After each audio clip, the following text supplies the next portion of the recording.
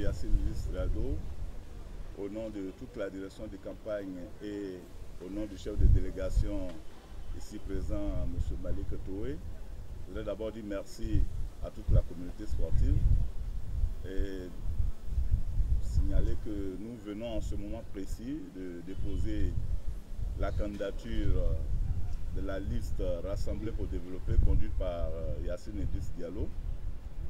Pour nous, c'est un événement ordinaire parce que nous sommes habitués à de tels actes. Vous savez, quand on est président des clubs, quand on est dirigeant de football, avant de passer à la compétition, il faut entraîner son équipe, il faut faire des recrutements, présenter l'équipe et puis après passer à la phase de qualification. Alors hier, l'équipe a été présentée, donc aujourd'hui il fallait venir faire les qualifications, les dossiers ont été déposés et dans quelques jours nous aurons donc nos licences pour aller compétir et puis le 23 ce sera la finale. Je veux donc profiter de cette occasion au nom donc de la liste rassemblée pour développer, conduite par le candidat Yacine Diallo, demander que ces élections, comme lui-même l'a dit, soient des élections apaisées, des élections qui rassemblent la famille du football, des élections qui permettent aux enfants de ce pays de se parler, mais surtout de se parler dans la courtoisie. Parce que ce qui est important, c'est la transformation de notre football, c'est le développement de notre football, c'est de ça qu'il s'agit.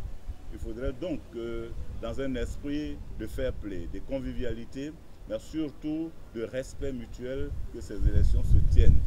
Et nous pensons, nous de notre part, que ces élections seront l'occasion pour la grande famille du football de se retrouver, de communier ensemble et surtout de parler un même langage.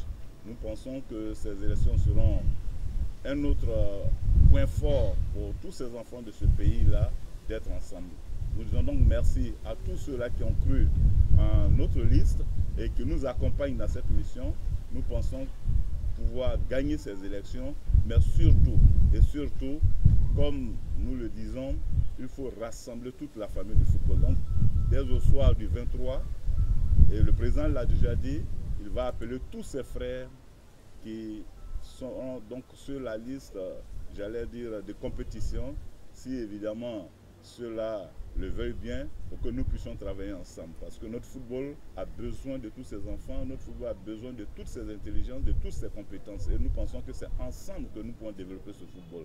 Il faut donc taire les querelles inutiles, il faut donc sortir des propos belliqueux, il faut faire en sorte que la paix règne dans ce milieu et que l'objectif qui est celui de 2023 soit un objectif que tout un chacun puisse préparer et qu'au soir de la finale de la CAN 2023, la Côte d'Ivoire soit vainqueur et que tous nous puissions être contents. Je vous remercie. 90 minutes, ça correspond exactement à 2 mi-temps.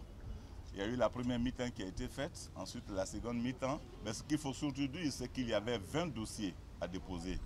Et en moyenne, chaque dossier en moyenne comportait 12 pièces. Donc quand vous prenez 20 fois 12, c'est pratiquement 240 pièces qu'il fallait faire examiner à la loupe par la commission. Et c'est ce qui a été fait. Ce n'est pas l'examen, c'était juste le dépôt. Donc il fallait s'assurer que toutes les pièces requises ont été déposées. Et c'est ce que nous avons fait et c'est ce qui nous a valu donc ces 90 minutes dont vous parlez.